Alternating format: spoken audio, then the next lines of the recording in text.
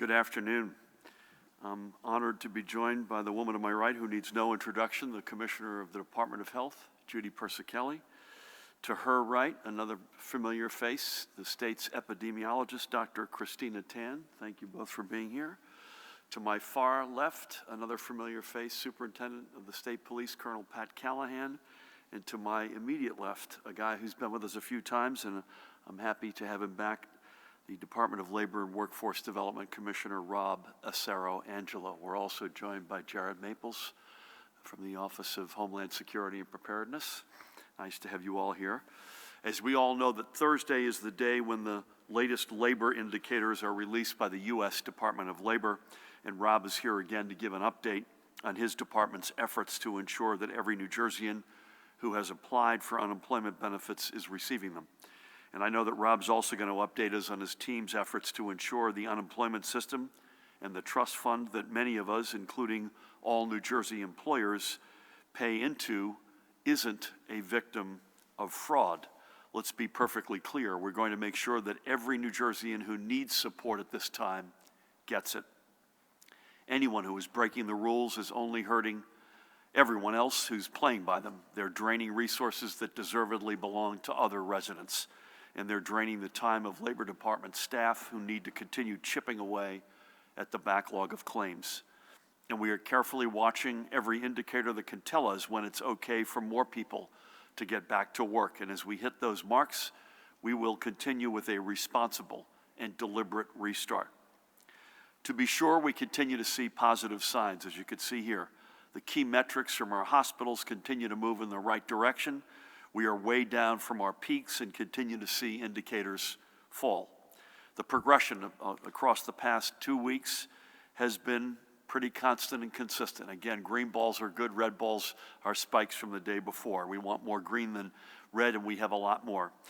Each green light, again, means a day that the numbers we need to see actually decrease from the previous day. And in some cases, we see a red light, meaning an uptick the following day or a couple of days more than balanced out.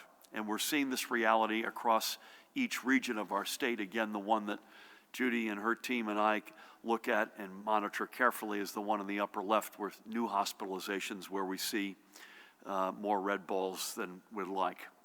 Each day brings with it surer signs that we're moving closer to being able to enter phase 2 of our economic restart, but we also have to balance this reality.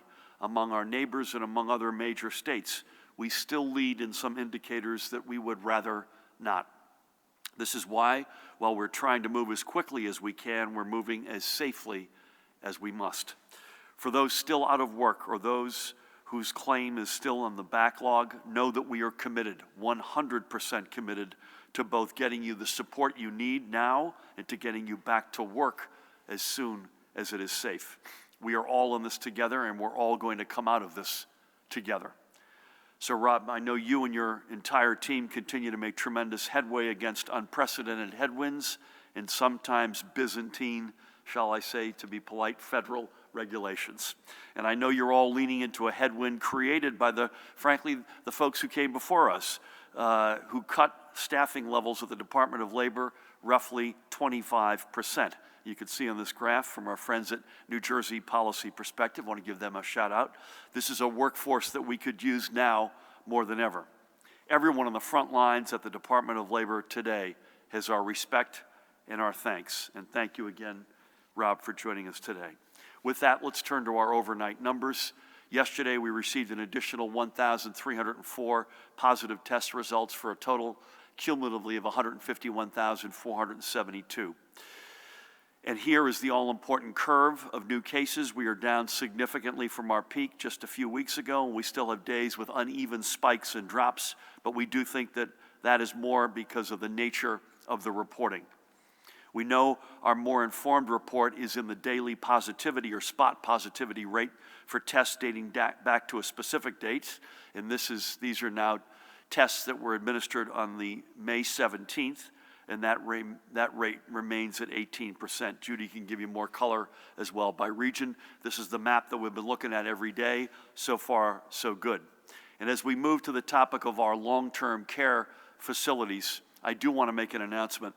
I had a very good conversation yesterday, yet again I might add, with the Secretary of the Department of Veteran Affairs, Robert Wilkie.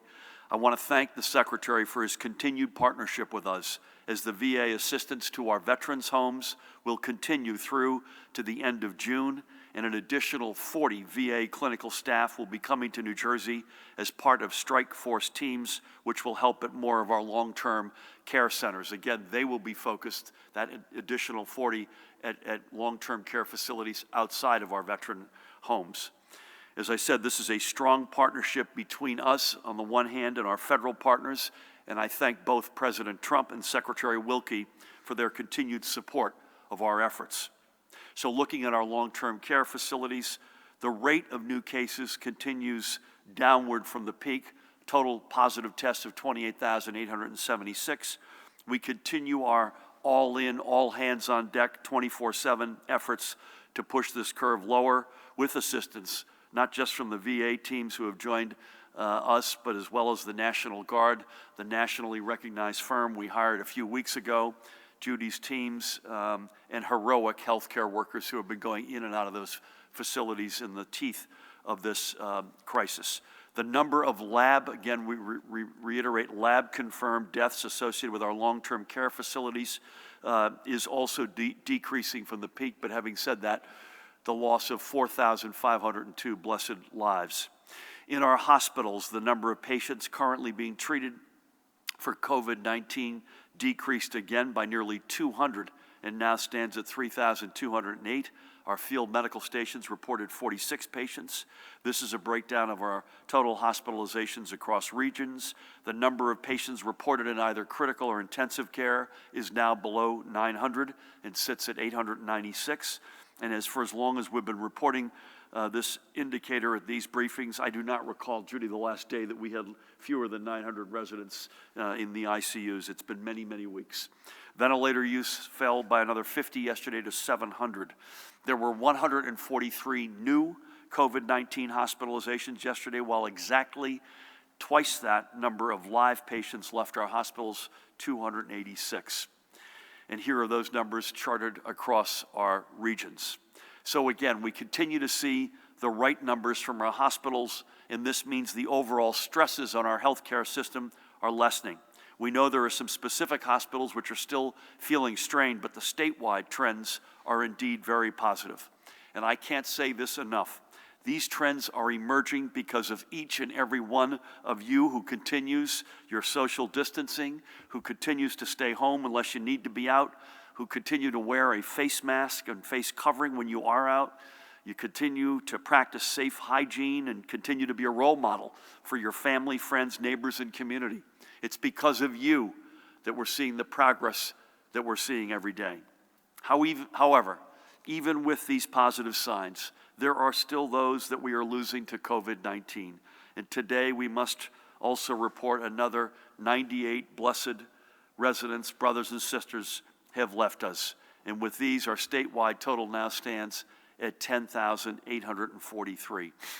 Before I want to speak about a few of the lives we've lost, I meant to say yesterday that Carol Lockett, who is the unofficial mayor of Elizabeth, Carol's life was brought to me first in her story by my friend Bill Lavin. So I wanted to give Bill a shout out yesterday. I neglected to. Let's talk about a few more of our incredible residents and brothers and sisters who we have lost. Let's begin by remembering Lucille Weiss, who had been a longtime resident of both Westfield and Springfield. Lucille spent her career at Springfield's F.M. Godnier Middle School, first as a health and physical education educator. She actually was a pioneer and early advocate for sex education, and then she served as a guidance counselor. In both capacities, she not only excelled, but was beloved by students and colleagues alike. With her husband, Arthur, she would raise their 3 children in Springfield in a home that was always open to friends and family. And Lucille never found time to be bored. She was an avid knitter, a doll maker, a dancer, a writer, a bird watcher, and a tough Scrabble player, among so much else. And part of her legacy is in Acapulco, Mexico, at the Salvation Army Children's Home there, where she started a library. She is survived by 3 children, Danny and Nancy, both of whom I had the honor of speaking with yesterday, and Jerry, and their families, who account for Lucille's 6 grandchildren and 2 great-grandchildren. Lucille was 93 years young.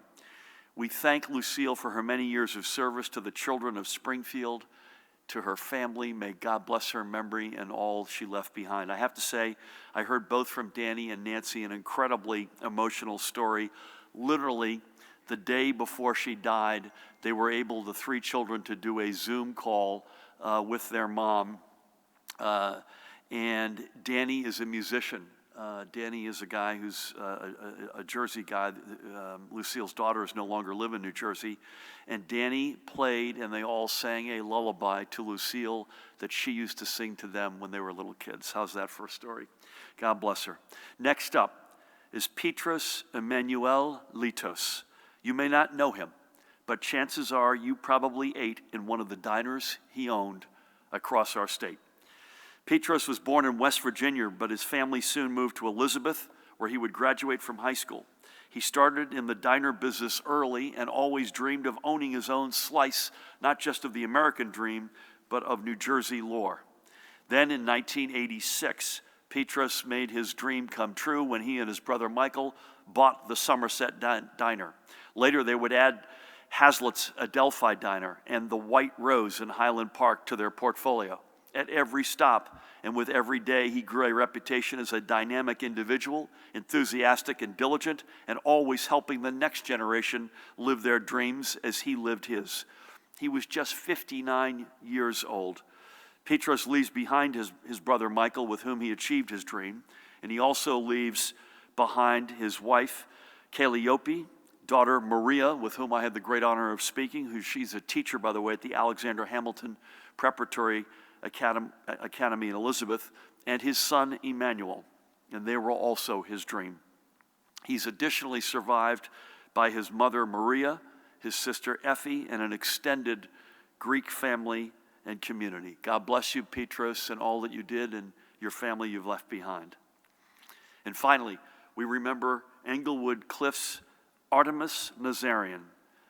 Artemis is on the right. She was 88 years old. Born in Aleppo, Syria, Artemis came to the United States with her family at the age of 2 in 1934. She attended Boston University on a scholarship, was the first woman to graduate as an accountant from the College of Business Administration. I might add, she graduated cum laude as well. In 1954, she married the guy to her right in that picture, the man who would be her husband for the remainder of her life, a Lebanese immigrant named Nazar, and they settled in Englewood Cliffs. Artemis was a true patron of the arts and a believer in the power of education. She supported numerous scholarships, both internationally and at her alma mater, and her name even graces a preschool she supported in Los Angeles. She was also devoted to the Armenian Church and further supported many endeavors around the world, endeavors for which there are many plaques worldwide with her name and face as a measure of thanks for her generosity. But throughout, Artemis kept her heart in Englewood Cliffs, helping people in need or driving someone to a doctor's appointment. She also served for many years as treasurer of the Englewood Women's Club. Artemis leaves behind her beloved Nazar and their children, Seta and Levon, who I had the opportunity and great honor of speaking with yesterday, and an extended family that includes 5 grandchildren, her brother and sister-in-law, numerous cousins, nieces, and nephews. So not only do we want you to keep Artemis's memory in your prayers, but also Nazar, we should note, fought his own battle with COVID-19, and we pray for his continued recovery. May all of them find peace in Artemis's memory and legacy. As I noted yesterday, we are compelled to remember these names because no one in this pandemic should ever be seen as just a statistic or a number. These are people. They were our friends and neighbors, and they were our family in every sense of the word, our New Jersey family. Switching gears, a couple of items since we were together yesterday. I want to give Speaker Craig Coughlin a big shout out for coming out so visibly and with conviction in supporting our ability and our need to bond not something that any of us wake up reflexively looking and say, hey, can we find a way to borrow money? But in this particular case, we need it in a big way to allow us to continue to keep our frontline educators, police, fire, healthcare workers employed at our greatest hour of need. I also had a very good conversation on a similar topic with former Secretary of the Treasury, Bob Rubin, yesterday, in that case specifically about getting federal direct cash assistance, which not only New Jersey desperately needs, but states across the country, red and blue alike. Judy and I were on a call with Christina and other epidemiologists talking about as I mentioned yesterday with the communicable disease team, talking about the race and ethnicity realities and how we can even more get our arms around the impacts and express that even more vividly, as sad as that reality is to folks. And that's something that is a work in progress. And I want to thank Judy and Tina and their teams. I had a very good conversation with Kevin Johnson, who's the Chief Executive Officer of Starbucks. Again, another shout out to Bill Bradley, who connected us. Senator Bradley has done an extraordinary job, and mostly quiet and behind the scenes through this entire crisis. Kevin and I had a really good call about a lot of the protocols that Starbucks is taking, and they're doing a great job. And then we also had our second full commission meeting of the Restart Recovery Commission that we established several weeks ago. A really good discussion. I want to thank again Shirley Tillman, former president of Princeton, Ken Frazier, CEO of Merck, particular as co-chairs for shout out. The subcommittees are chaired by Tony Kosha, who is the chair of Amtrak and former chair of the Port Authority, Rich Trumka, the president of the AFL-CIO, Rich Besser, who we know is serving us in so many respects at this point, Judy, who runs the Johnson Family Foundation. Lisa Jackson, senior executive at Apple, former EPA administrator.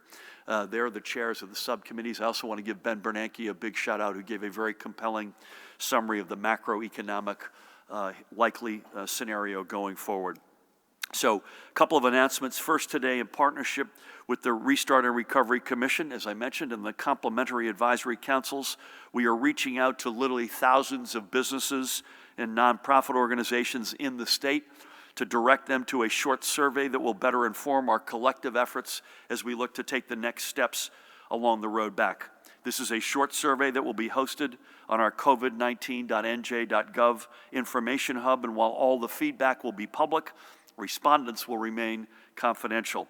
We know that the impacts of COVID-19 have been varied across industry sectors, and while these sectors are represented in the panels we've brought together, nothing beats the input from those living this reality. So to all the business owners and nonprofit leaders, please be on the lookout for this email, and I thank you personally in advance for your participation and feedback.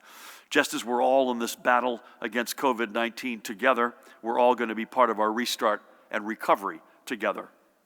Next, I want to give a shout out to the Department of Environmental Protection and Commissioner Catherine McCabe. I'll have no Soviet Union jokes today, by the way, on the new Mask Up campaign they have launched to encourage more residents to wear face coverings while in our parks or on one of our beaches. This is a social media ready campaign that everyone can participate in. We get it. Wearing a mask or face covering is not required, but it is an important, vitally important additional measure of protection for you all and others against the spread of COVID-19, and especially in places where social distancing isn't as possible, like online for a slice of boardwalk pizza or in a restroom in one of our parks. It's the only thing in some cases that's left. And of course, if you think you look silly wearing a face covering, just think how silly you'd look in a hospital gown. So I encourage everyone to take part, share these images, and more importantly, be a model for others, and take your face covering with you to the park or to the beach every day, and especially this weekend. And finally, I want to return to a topic that I've come back to several times already, which is not directly related to COVID-19, but is directly related to how our state will eventually emerge from it, and that is the 2020 census. Since we've begun discussing the census here and urging you to go to 2020census.gov to get counted, we've seen our state's response rate increase by nearly 5 percentage points. Today, 61.7% of you have taken the time to be counted, and that's good. We thank you for that. But we need to get to 100%. And among all states, Washington, D.C. and Puerto Rico, we continue to rank 21st for responses. We were the third state to ratify the Constitution and the first state to ratify the Bill of Rights. We shouldn't be 21st in anything. A few of our counties are truly showing the way. Among the entire Northeast and New England, plus Puerto Rico, 5 New Jersey counties are among the top 12 in response rates. That's great. Hunterdon, Morris, and Burlington counties are 1, 2, 3, with Somerset number 5 and Gloucester coming in at number 11, and that's tremendous work. But we need to see greater input from places like Hudson, Essex, and Atlantic counties, where numbers are still behind. We know that there are teams working hard in every neighborhood to get people to be counted, and I encourage them to keep pushing forward. And to everybody, I say, be counted.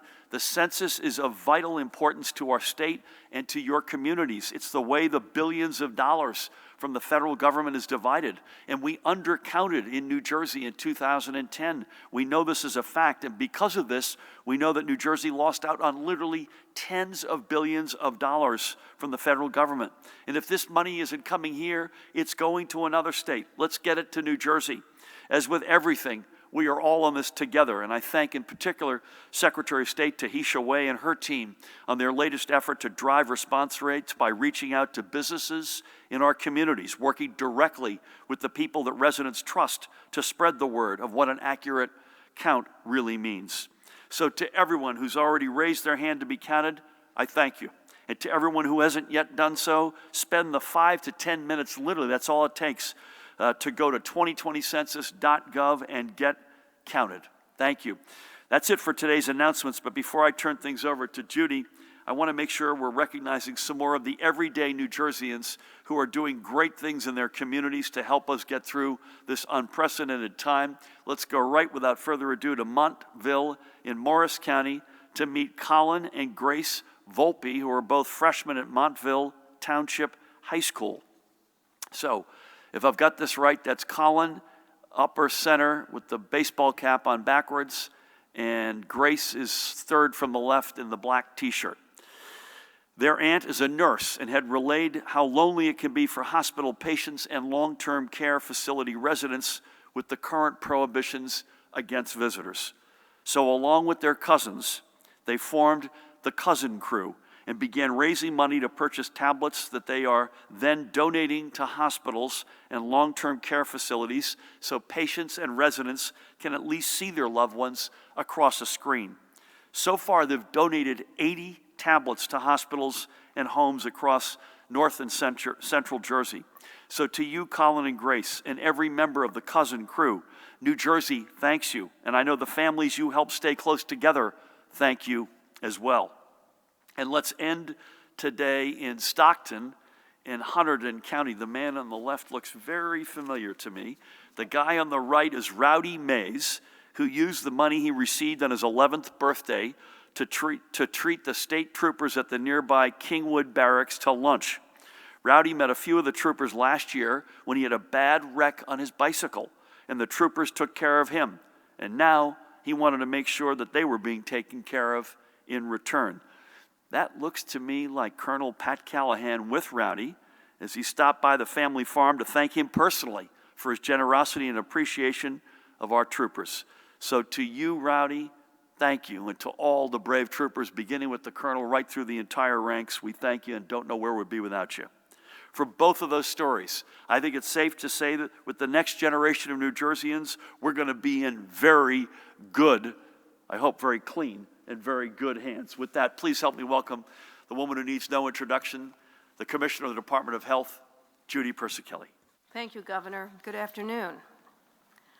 I'm going to take time today to amplify the critical steps the Department of Health has taken to protect the health and safety of the residents and the staff in our nursing homes and assisted living.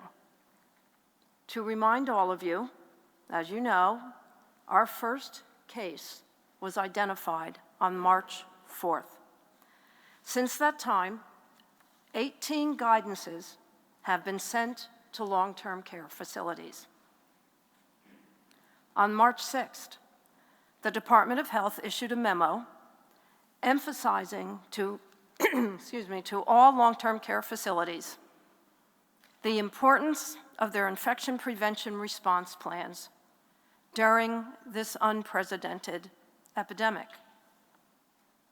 On March 14th, we restricted visitation based on information that community spread was placing their residents at risk.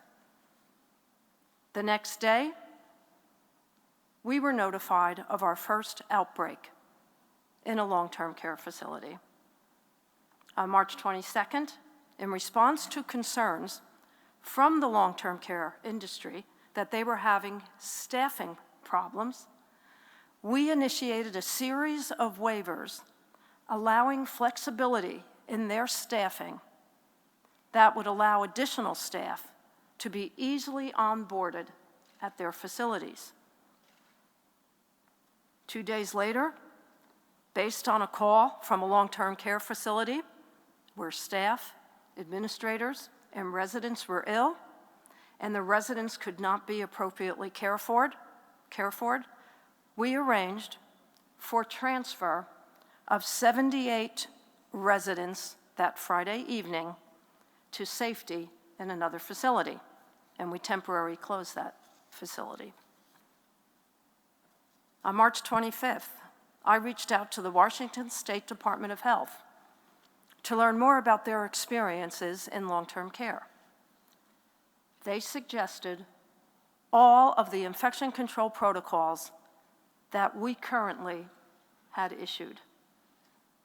On that same day, Governor Murphy signed an executive order, 111, to require all facilities in the state to report on supplies, to prepare and respond to COVID-19, and be prepared to allocate scarce resources. That included long-term care.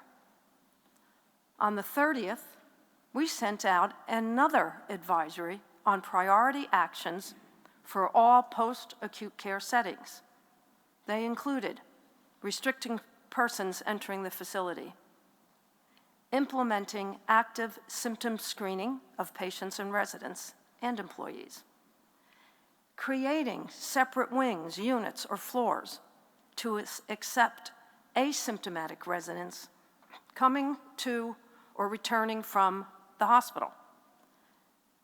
We told them that might mean moving patients or residents within a facility to create a new wing or unit and limit staff working between wings and units as much as possible. We shared that creating a separate wing, unit, or floor to accept COVID-19 positive residents was suggested. We suggested that they stop all current communal dining and all group activities. We shared the use of telemedicine and alternate means of communication to maintain social distancing, and encouraged them and emphasized to inventory all PPE and develop strategies to obtain emergency supplies with their local health department.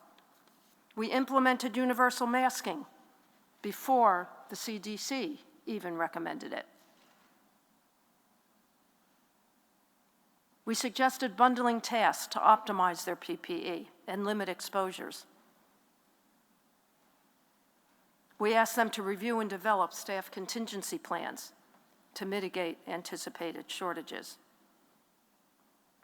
Also, on March 30th, we immediately pursued and finalized an arrangement with Care One, an established long-term care owner, to stand up 707 COVID-capable beds for COVID-positive patients admitted from acute care hospitals to provide beds to divert patients away from the already stressed long-term care facilities, and for residents who could not be readmitted to what they knew as their homes.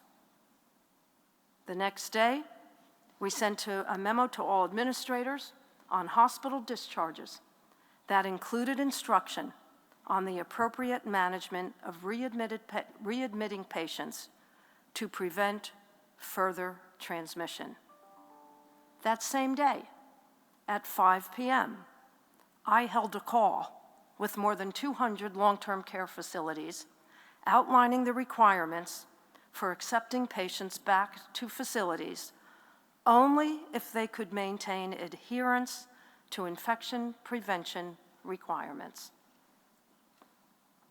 On April 2nd, we sent another memo notifying facilities of the need to report their capacity, their PPE, and their staffing needs to the department. Between March 26th and May 19th, nearly 24 million pieces of PPE have been distributed to long-term care facilities. That includes FEMA shipments, the strategic national stockpile, and state-purchased equipment. In early April, we finalized contracts with Alaris and Genesis to designate an additional 522 COVID-capable beds for nursing home patients being discharged from hospitals.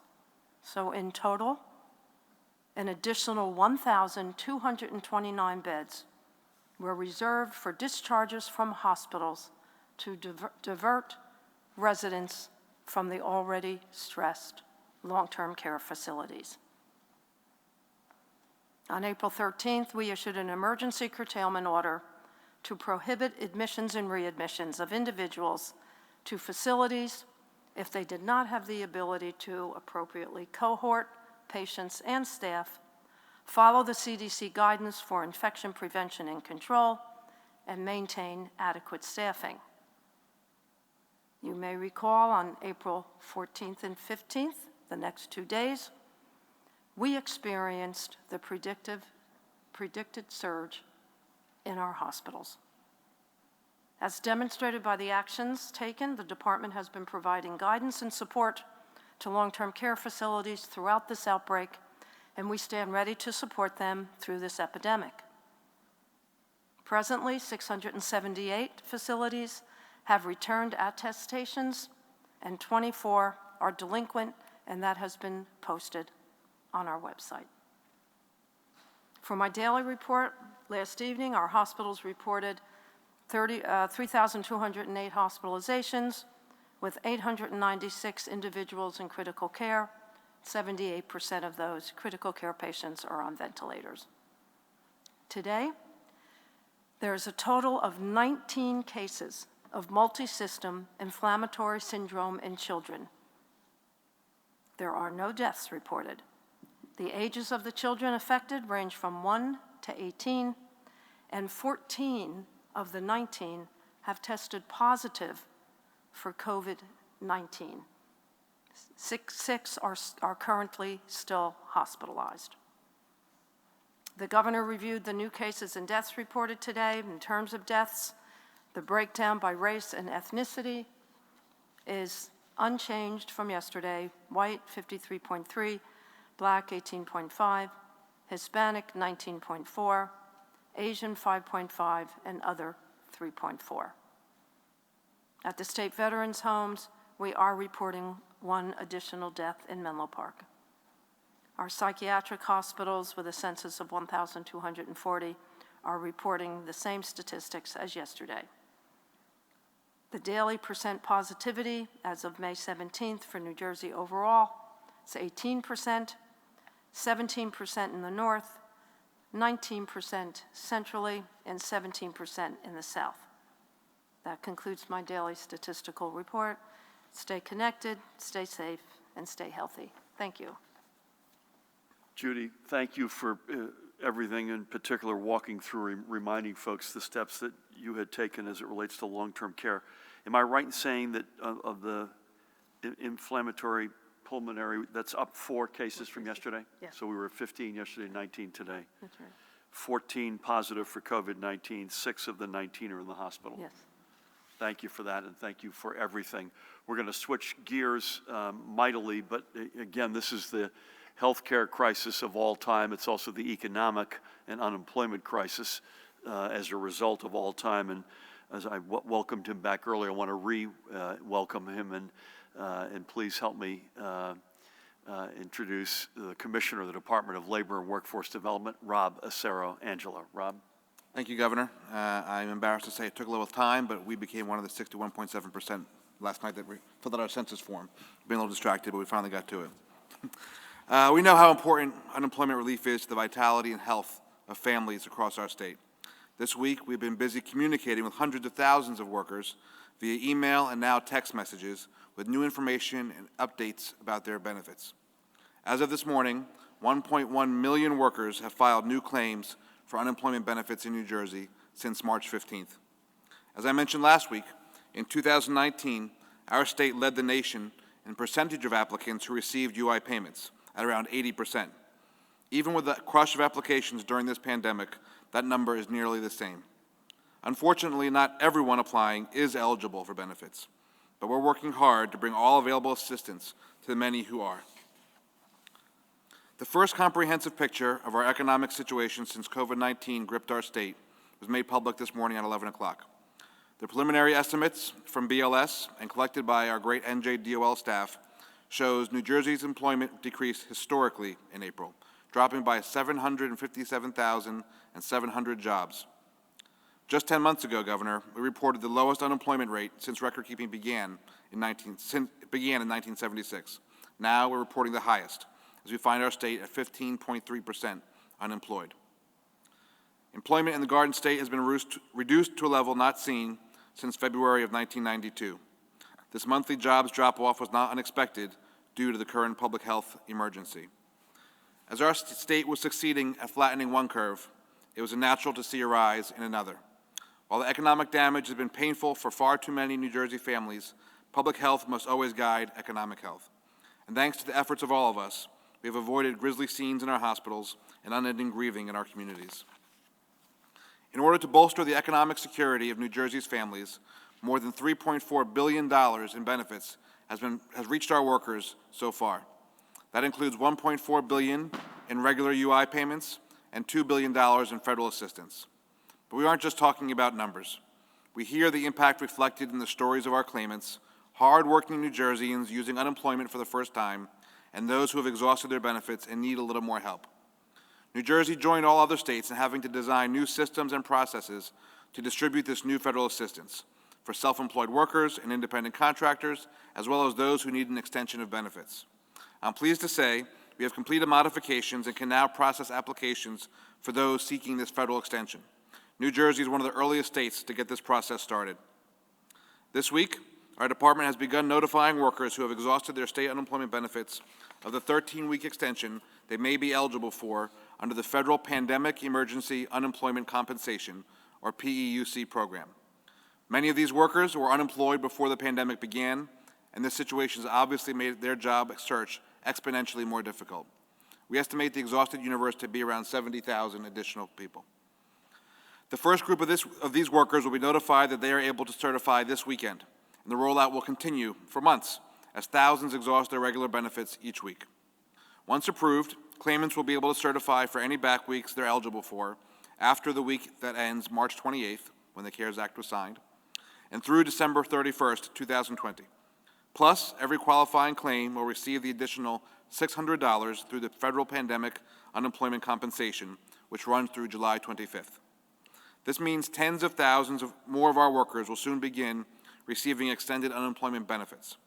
This comes on the heels of last week's action that made nearly 140,000 additional claimants newly eligible for Pandemic Unemployment Assistance, or PUA.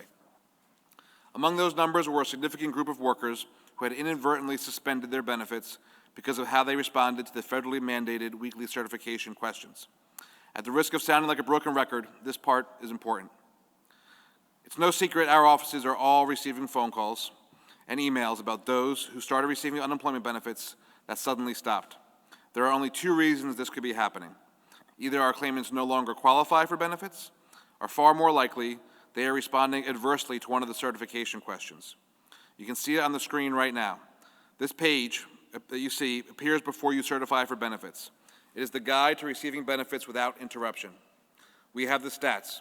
Last week, approximately 33,000 customers responded to one or more certification questions in a way that makes their claim ineligible for benefits under federal law.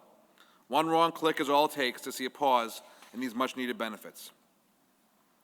With a record number of customers now certifying for benefits, and even more joining their ranks every week, it is imperative that claimants review the helpful guides found at myunemployment.nj.gov before certifying to avoid payment delays. This doesn't just hurt the claimant, it affects in one way or another every other New Jerseyan seeking benefits. It is now estimated that by mid-June, the department will be processing more than 1 million unemployment certifications per week. With so many people filing for unemployment for the first time, it's important to recognize that systems are in place to protect your personal and banking information. We want all of our workers to be vigilant, as there are bad actors out there exploiting our current economic environment to prey on those seeking unemployment benefits. New Jersey led the country in the percentage of unemployed workers who received benefits last year, as I mentioned. And we also just hit the milestone of getting our improper payment rate under 10% for 4 quarters in a row. This important U.S. DOL metric is a sign that our payment accuracy and anti-fraud measures, which certainly have come in handy the past 2 months, are protecting our public. And we will continue to do all we can to keep you safe and keep you informed. Last week, we learned from our partners at the U.S. Department of Labor's Office of Inspector General about a sophisticated international fraud ring that may have potentially stolen hundreds of millions of dollars intended for the unemployed in Washington, Florida, Massachusetts, North Carolina, and many other states.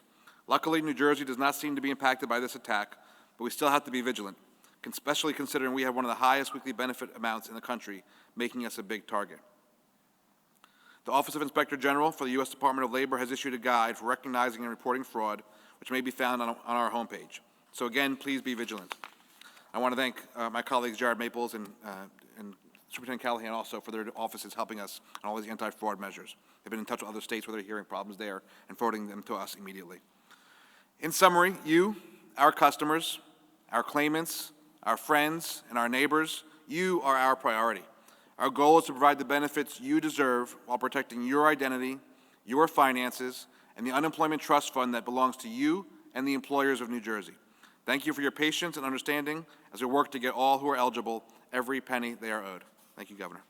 Rob, thank you for that. Thank you for coming back, and thank you to you and your teammates for all the energy and efforts and long hours that you're working to chop through this. As you and I have both said many times, if somebody's frustrated out there, they haven't gotten through, we don't begrudge that for 1 second. We know these are desperate times, but also know that we've got people who could not be working any harder. This is a tsunami unlike any we've ever seen, and you'll get every single penny that's coming to you. So thank you again for everything and for being back with us today. Thanks, Governor. Colonel Callahan, great to have you. Anything on compliance or other matters? Thank you. Thank you, Governor. Good afternoon. Other than the handful of compliance issues that I'll go through, I just echo the Governor's remarks that the compliance has really been phenomenal in the most densely populated state of 9 million people. For me to just read through 5 or 6 on the overnight, I think it speaks to everybody's efforts or collective efforts and the personal responsibility that each one of you have been taking, most of you anyway. On the overnight, in Clinton Township, the subject was citing for being defiant and refusing to wear a mask in a coffee shop in Clinton, that it was. In Hillsborough, a gym owner was cited for the 3rd time for having his gym open. In Bernardsville, a store owner was citing for having a non-essential furniture store open. In Irvington, a subject arrested for a temporary restraining order violation subsequently spit at a police officer at the station. In South Orange, a subject was arrested for shoplifting, and he started coughing and spit on 3 different police officers. In Clementon, a subject was cited for having church services inside a church in excess of 10 people, which was in violation of EO 107. And in Belmar, in addition, I know yesterday, I had mentioned yesterday the owners were cited for a violation. 4 patrons yesterday were also cited. Beyond compliance, Governor, I just think it's important to note that Pete Gaynor, the FEMA administrator, hosted a call with all state directors of emergency management last night, talking about hurricane preparedness and pandemic operations. When you think of how a state emergency operations center now has to operate with social distancing and hygiene in mind, when you think about mass care and sheltering of upwards of maybe hundreds of people, when you think about possibly having to do virtual damage assessments by, instead of FEMA folks and troopers going out to scenes, doing that with one person with cameras and phones and uploading things. So I know it's the last thing we want to think of, but we have to be ready, and I think it was certainly a valuable call to go through the operational guidance that they've put out and that state of New Jersey shared with all of our 21 county OEM coordinators. And lastly, I appreciate you mentioning Rowdy Meys, an 11-year-old with a lion's heart. I know his first name is Rowdy. He's about as humble and as a young gentleman as you could imagine. And that visit was just this morning. When you think of Garden State farmer family, you think of Rowdy, the youngest of 7, phenomenal family, which I would simply describe as salt of the earth, and made me proud to be from the Garden State. Thanks, Gov. Thank you, Colonel. You don't hear Rowdy these days. Rowdy Yates, Clint Eastwood from way back. I'm dating myself, but thank you for that. I'm going to knock gently on some wood here. Mother Nature, in the respect of storms, has been very good to us over the past number of months, and we just hope that continues. And we haven't said it explicitly. Brendan, we're going to start over here. We haven't said it explicitly, but we need folks to, as I would say, mind their P's and Q's this weekend, whether you're in a park or on a beach.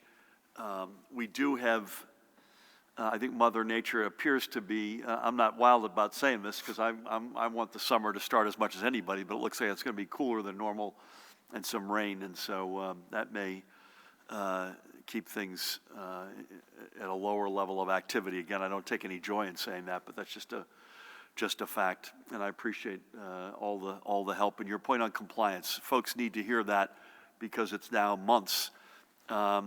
We've done it unlike any other state in America. And again, we're as guilty as anybody. The folks in this room, including yours truly, you end up getting a disproportionate amount of emphasis on what turns out to be a very small minority of the reality. The overwhelming reality is extraordinary in the state. Just to remind everyone, tomorrow we're going to do this earlier. We're going to be together at 11 a.m., and I think we've got a reasonably high degree of confidence we'll have all the numbers that we normally have at 1. And we'll be joined by Treasurer Liz Moyo to talk about the budget impact that this is having. And she's also, I think, going to do a press follow-up call tomorrow at 1:30. So we'll probably keep it at fairly high level in our gathering tomorrow at 11, and then Liz and her team will be available.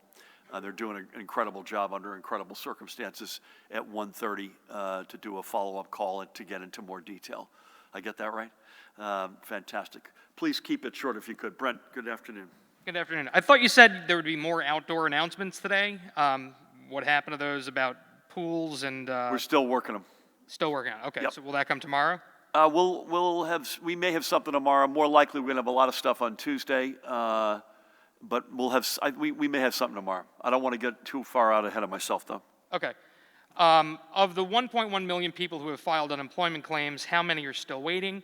Of the 139,000 workers who had their unemployment processed last week, did each additional application receive a review from a live agent, or were some approved electronically or automatically? People who are getting benefits say taxes are still not being withheld from the $600 payment. What can they do? And then quickly, teenage drivers still can't get their licenses because DMVs remain closed here, even though other states have opened them. Why can't New Jersey reopen these on a limited basis? How can you help those drivers? And the state Republican Party announced today it's suing you for what they say is arbitrarily choosing which businesses are essential. Your reaction? What was the last thing they sued me? Well, I don't know if they sued you directly. I think they're suing the administration, saying that you've arbitrarily allowed some businesses to reopen and some not. As you can tell, I've spent a lot of time focused on that suit. Rob, let's go to you. Teen drivers, there's nothing new on motor vehicles. We have not announced a reopening date, Matt, am I right? Yeah, we've got nothing new to add on that.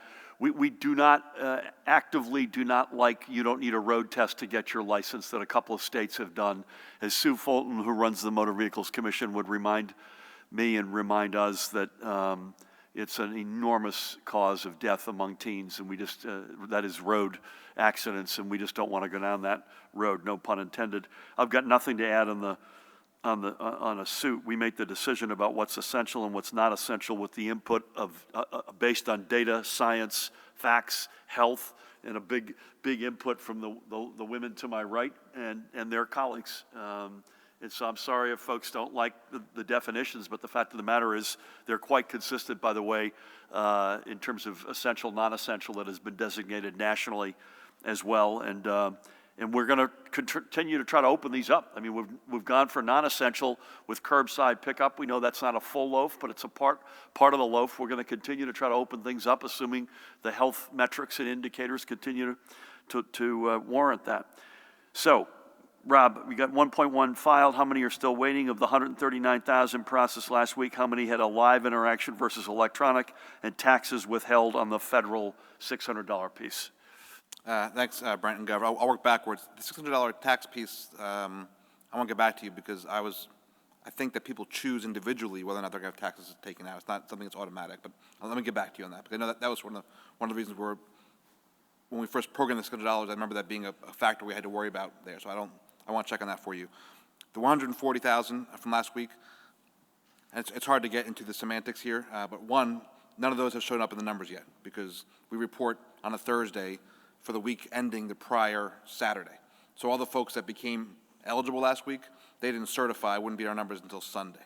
But that being said, most of those were already quote unquote processed, and they were waiting for us for the PUA programming to be done or the other kind of program we were getting in the system. So they had to, at that point, certify. They got an email from us saying, you've been processed, if in the PUA universe you've been deemed ineligible, but now you're able to certify for benefits. So they were already, I mean, for the most part, 92% of our claims come through online, so I would guess that percentage keeps for the 140,000. But they were already processed, and then they were getting an email from us saying now that they're ready to be paid, is what happened last week and this week. And those numbers will start showing up in the paid universe on next week's report. Rob, thanks, and you'll follow up on the tax withholding. Dave, good afternoon, how are you? Hi. I was going to ask you about the lawsuit, but I think you probably answered the question. I know that one part of that was due process violated. They claim it was. No, I'm told that this was time to go live while we're here too. Yes, I have no insights at all. Okay. And then the other question I have is for you and Commissioner Persichelli. There have been reports that some long-term facilities are still having a hard time getting PPE. Is this true? I know you mentioned 24 million pieces in your report, Commissioner, but do they still need anything else? I mean, we've talked about shortages of gowns and so forth. And, you know, the review of the long-term care facility situation kind of sounded like you were trying to defend what's happened with them. Do you think that concerns and questions about the way New Jersey has handled the whole long-term care issue has been fair? Have those questions been fair or unfair? Are they putting you in a position where nobody could have known what was going to happen, and it's unfair to be like looking back at it the way we are in some cases hearing people doing that now? Let me start, Judy, and turn to you. Is that all right? Let me be unequivocal about this, about two things about PPE. We were not, as a state, in the PPE line of business 2.5 months ago. We had never been involved in it.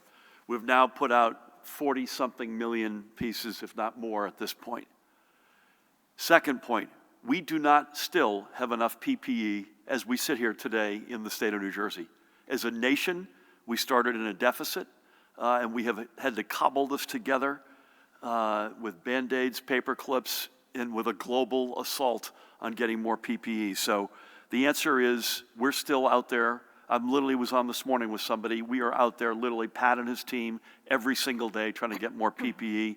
And again, we were never a party to this 2.5 months ago. This was not a line of business that the state of New Jersey was in. I don't view it defensive at all. I view it as let's make sure everybody knows what the facts are. In fact, I got interviewed this morning by somebody, and I took the hook on the premise of a question which was completely wrong.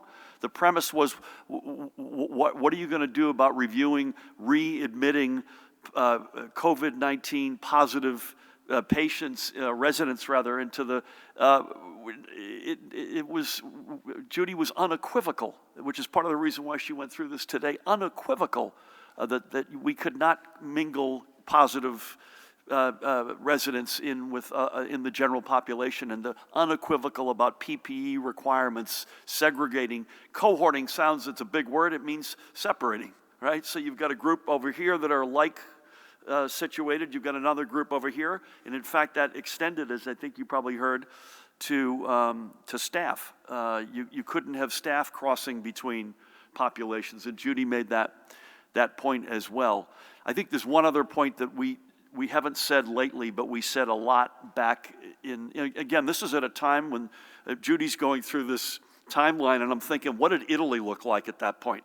With bodies literally, because the people who got sick were going to hospitals, right? So that's where we were trying to save their lives with ventilators and ICU beds. And we've got pictures of Italy staring us in the face at every moment, and where was therefore the right point of attack, et cetera, et cetera.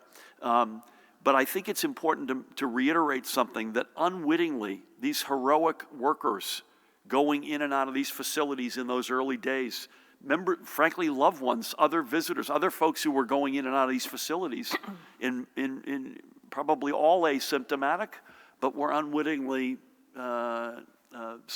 kindling the fire that has raged. I was reminded this morning, over 80% of the deaths in Canada are from long-term care facilities. That's the last point I make. It isn't just us. We are doing everything we can to figure out what we can do better. God forbid if this ever happens again. But something I didn't say today that I've said lately, 4,000 and something blessed lives lost. There are still several 100,000 people associated with long-term care facilities who we are working 24/7 to keep as many of them healthy and alive as we sit here. I went on too long, Judy. Over to you. Any thoughts you want to add? Well, I don't consider it being defensive. I really do think that it's important to clear up the inconsistencies and the record, because when we do our, as I don't like to use the same term as the governor, the post-mortem, although the after action, I think it's important for us to be able to put things in perspective. This timeline is remarkable when you think that we had our first case in March 4th. And, it's not easy, but, some people say, well, we saw it coming, we saw this, we saw that. Well, that's what we have to look at, because there will be another one. And I want to make sure that the record is clear and that we learn from it. And that inconsistencies are cleared up, and that everybody understands the responsibilities that we each had in this, and that we were dealing with something we had never dealt with before. This is not a time to blame anyone at all. It's a time to say, we did what we could do at the time, and when we do our after action, that's the time for us to learn, and we'll learn from each other, and we'll go forward. By the way, it's worth reminding everyone that you hired a nationally recognized firm with nationally recognized individuals now several weeks ago to come in and not only help plus up our LTC efforts, but also explicitly, without any control on our part in terms of where they come out, of exactly these sorts of questions. And so I don't know any other state that's done that, frankly. Maybe they've done it, but I know we've done it. And Judy deserves the credit there, because they're going to not just hold up a roadmap for what it needs to look like going forward. They're going to hold up a mirror to all of us, including, it must be said, an extraordinarily uneven performance by operators. Were there good apples? Are there good apples? You betcha there are. But there are others who just did not get the job done. So with that, let's move on. Do you have anything? Thank you. Governor, Executive Order 122 requires essential retail businesses that are still permitted to operate in New Jersey to adopt aggressive social distancing and disinfecting measures to combat the COVID-19 pandemic. That order did not include New Jersey farms, whose seasonal workers are considered essential. Yesterday, the state issued a set of safety guidelines for those farms, but they are merely recommendations and not mandated. Why is that? The guidelines also allow farmers to return infected, non-symptomatic workers back into the fields as long as they wear masks to keep 6 foot distancing. Does that standard apply to other businesses in New Jersey? And finally, what is your level of concern about the 2 recent spikes of coronavirus infections in migrant workers in South Jersey? Do you feel it's being contained? And can you explain what steps are being taken to isolate the 125 or so workers? I can get, I'll have Judy and probably Matt to come in here, both on the substance as well as how the executive order connects with this. I think we've been quite clear. Judy, you tell me if we've missed this, but in our sort of vulnerable populations, migrant seasonal workers are high on that list. So this is something that we are concerned about, and there are a whole series of steps that Judy, through the Department of Health, have taken, and we've seen this. This is not just abstract. I use the Singapore example, which I know is a long way from here, but that's in fact, Singapore had this sucker down to 0, and it reignited, and it was for this very reason, because of migrant workers who were coming in, closely congregated, not just in their work, but in their living realities. And so it's something we're very focused on, and again, that's why the migrant workers and the seasonal workers are listed high on that list of vulnerable populations. Judy, anything you want to add to that? We have a group along with the Department of Labor and Agriculture, developed guidance for the growers and the owners. We had a conference call with them day before yesterday to look at things like isolation and quarantine. And we do have bed spaces set aside for seasonal workers who need to quarantine or isolate. We're working with our 4 FQHCs in the South, and they will be testing additional seasonal workers. I think we've done about 600 tests, and the positive individuals are being isolated. And by the way, this is not just a South reality, but it's overwhelmingly a South Jersey reality. There's some up north, but the bulk of this is in the South. And again, back to the long-term care discussion, the notion of cohorting or segregating folks based on their health characteristics is also a part of the answer here as well. So thank you for that. Sir, do you have anything? You good? Ma'am? Hi. Hi, I've got a couple Hold on one questions for second. There you the go. Labor Commissioner and then also 2 for the Governor. At the start, you'd mentioned you're seeing fraud among unemployment filers. What type of fraud are you seeing? And how are you differentiating this between someone making a mistake on the application? How many of the people who had run out of benefits are you contacting this week that can certify for the first time during the pandemic? And then also to reiterate Brent's question, which I'm not sure we got a clear answer on, how many of the outstanding unemployment applications are there? And then how are you getting through that backlog? And is there anything those people can do in the time aside from waiting for that? For the Governor, Governor, you mentioned previously you strongly endorsed a 9/11 style commission for the federal pandemic relief. In light of some of the questions that are going on about New Jersey's response, specifically long-term care, would you also support a similar bipartisan state panel with subpoena power to review New Jersey's response? And additionally— This is last one, please. Okay, sure. Additionally, you've been saying all along that data determines dates in determining when we can reopen next. But some folks have been frustrated. They haven't seen any recent modeling data.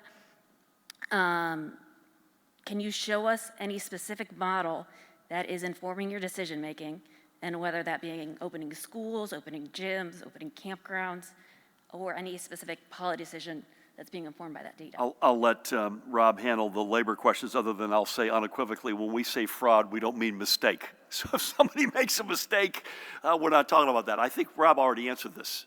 He spoke very clearly about work that he and Director Maples and Superintendent Callahan, this is serious international racketeering and crime. This is not somebody who checked box 2 and meant to check box 1. Rob, you can answer that. I have said, I think 2 to maybe 2.5 months ago, that I thought that a commission like 9/11 commission, chaired, I might add, by one of my mentors, Governor Kane, was not just right for the country, but for New Jersey. I've said that, I think, at least 2 months ago, and I've said it on more than one occasion. The data that we're using to rely on the decisions that we're making are the ones that you see every day.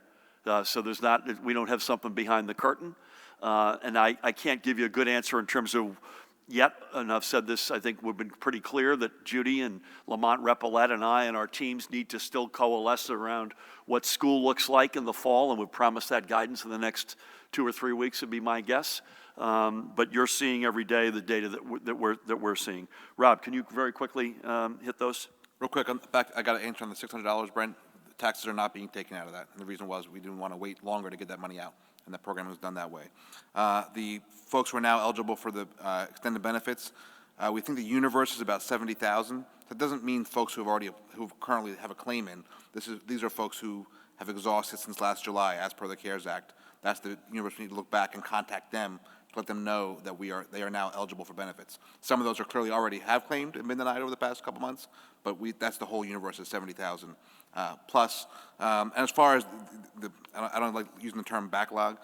We're at a point now where not everybody who filed a claim in the beginning is still claiming or certifying for benefits anymore over the past 2 months. So that number is a moving target. Like I said, there's 1.1 million claims total, initial claims since March 15th. Right now, I think the number is 760,000 are receiving benefits. But again, that is, not everybody has to certify every week. So the numbers do go up and down. And again, that number does not include the 140,000 who became eligible last week to certify, or the extended benefits who are being able to certify this week. Thank you for that. Elise, how are you? Very good, thanks. Yourself? I'm hanging in, thank you. I have 3 questions. The first is from Nikita at NJ Globe. Will the state pay for the National Guard to continue deployment if the Trump administration turns down your request to extend the June 24th deadline? My second question is, are there any concerns about New York residents whose beaches are closed coming to New Jersey beaches this weekend and throughout the summer? And on tomorrow's financial update, what can we expect in terms of cutbacks, spending adjustments, and possible tax increases? Thank you. So on the last one, don't be mad at me, but we'll leave tomorrow till tomorrow. I've got in fact, this has been something we've all been working on. I've got another call with the treasurer right after this. It's not pretty. I'll just say that it's not pretty. I'll leave it at that, and that's the reason why we have to borrow money, unfortunately. It's also the reason why we desperately need direct federal cash assistance. I assume you mean the New York City beaches in particular, because there's a break between the non-city and the city beaches. Yes and no. I mean, that's a reality that we accept going into this. I don't think the New York City case, please God, is going to stay static forever. I hope you'd expect that we're on various, maybe the curves are bending at different times in different geographies, but we're all trying to get back on our feet.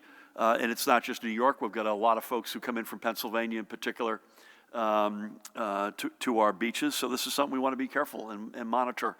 Again, I wish the weather would be, I wish it were 85, low humidity and sunny for the next 4 days. It's going to be none of that. And so the only silver lining with that is I think we're going to get, at least particularly for a long holiday weekend that kicks the summer off, we may have caught a break in terms of the amount of people and the density. For Nikita, I'm going, I know, in reverse order here. Listen, we're still hopeful that we'll get that extension. George Helmy was on with the White House literally this morning on this explicit topic. But having said that, we're going to have to figure out a way to continue to surge in these facilities. How we pay for it, I'm hoping that the feds will pay. We have not come close to giving up on that, but Judy would be mad at me if I didn't say we're going to need the surge to go on in these facilities. And so we'll find a way. Sir. I have a few questions here. Were you able to see a video from Beth Gorab, who's the co-owner of PS2 Baseball in Wayne, New Jersey? She made a passion video to you on behalf of the NJ Baseball Coalition, and wondering as far as reopening baseball. I know they're going to be celebrating tomorrow outdoor batting day, batting cage day, and they're wondering, as far as the data goes, how far or how close are we to outdoor baseball and eventually indoor facilities being open? Is that it? Yep. I have not seen the video. That doesn't, so please apologize to her on my behalf. I'm a huge baseball fan. Please don't ask me who I root for. And this is something we're still is a work in progress. I mean, we're at a work in progress with the National Football League, with Matt's been on daily with the Philadelphia 76ers, who practice and have their headquarters in Camden, by example. And so it's a work in progress. Believe me, I would love nothing more to get the holy water from Judy and her team to say that it's okay to re-engage on team sports. I hope that that's sooner than later, but we're not there yet. And I would just ask folks, both the mom and Wayne, as well as everybody, please keep doing what you're doing. Know that it's something that we want to get to without question. I hope sooner than later. And we understand why it's overwhelmingly the rationale to be able to do it, assuming you could do it safely, is overwhelming. It's mental health, it's physical fitness, it's going out cheering for our kids. It's all the reasons why we do sports. And listen, I hope we get there sooner than later. Thank you. Please, you're going to take us home here. Hold on one second. With the Atlantic City Press, so I have some casino questions. We know who you are. For the governor, have you seen the Casino Association of New Jersey plan on reopening that it has developed with the Atlantic Care Regional Health System? What do you think of it? Is there a casino subcommittee on your Restart Commission, and who chairs it? How much time are you giving to the consideration of this huge industry?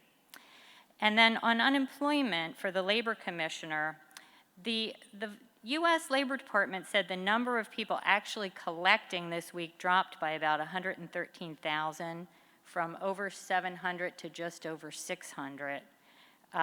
What explains that drop? Is it a simple mistake? There have been mistakes in the past, so this was the Federal Labor Department report. Can you give us an update on the new call center?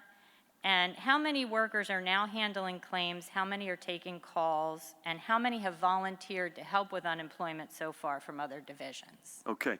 Thank you. Thank you. I'll start on your first series, and then Rob, you can either answer these or we may have to come back to you on some of this, so bear with us. Listen, I was on with my friend Harry Hurley this morning, and we discussed casinos for a good chunk of the time that I was on the air with him, and it's of overwhelming importance, not just in Atlantic City, but certainly in Atlantic City, but it is an overwhelmingly important employer and element of our economy. So you asked me how much time do we spend thinking about it. We spend a lot of time on it. I've not seen the plan, but I know our team, Matt, I assume that I'm not sure where it is, but we're reviewing not just any plan that the industry's put forward, but also our independent plans. I don't believe we've got a subcommittee focused on casinos among the councils, but that doesn't mean we're not thinking about it and wargaming this. I just would stop, and if Judy or Christina see this differently, they should weigh in here. Casinos are a tough nut. They've got a number of attributes which are concerning. I'm putting aside the economic impact and the employment impact, which is overwhelmingly positive, right? And by the way, as I mentioned to Harry this morning, he said, how long-term can the damage be? I said, literally, Atlantic City and the casino casinos in particular have just barely gotten back on their feet over the past couple of years from a recession that was over 10 years ago. So the long-lasting element of this, and Rob knows this because a huge slug of these folks are overwhelmingly, in fact, basically all of them are out of work. So the attributes that are concerning, and there's a couple that are good things. What's concerning? It's indoors. There's no ventilation. It's close proximity, and it's largely sedentary. Those are bad data points. I think the team to my right would agree with. On the more positive side, they're large. big footprint, and that's a good thing. In fact, we had kept them open a little bit longer, you may recall, when we shut the state down with Judy's and Christina's and others' blessing because of the scale. The size of the actual footprint of these floors allows you to social distance in a way that a smaller space clearly wouldn't. We're learning on how to manage capacities.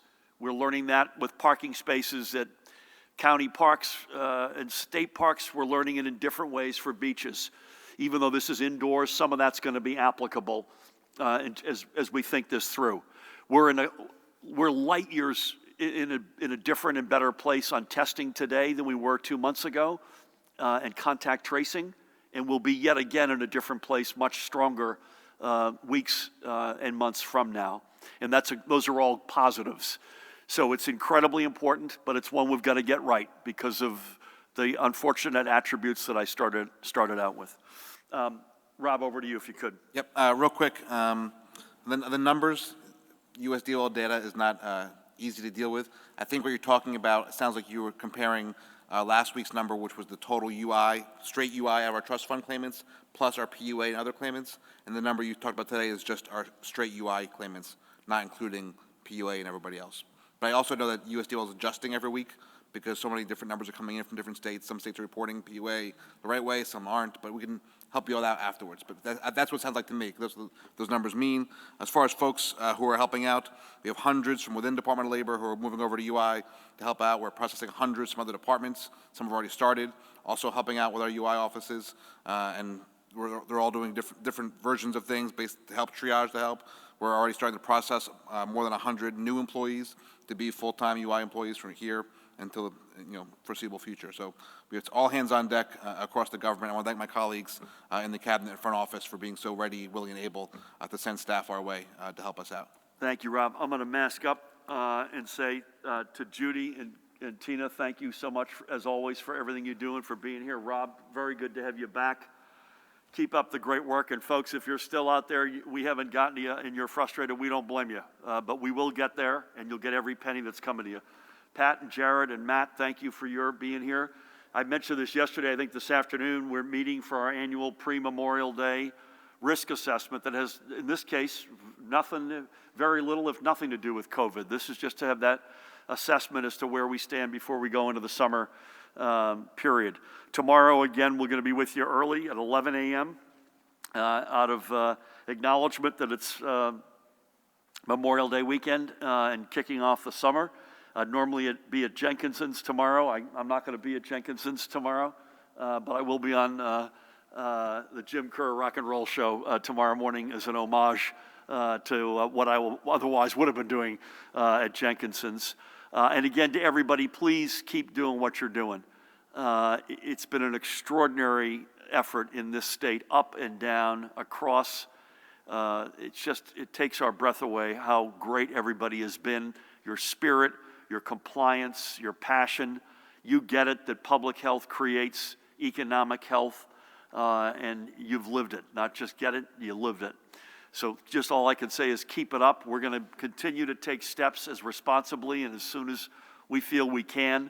And in the meantime, thank you all and God bless you all.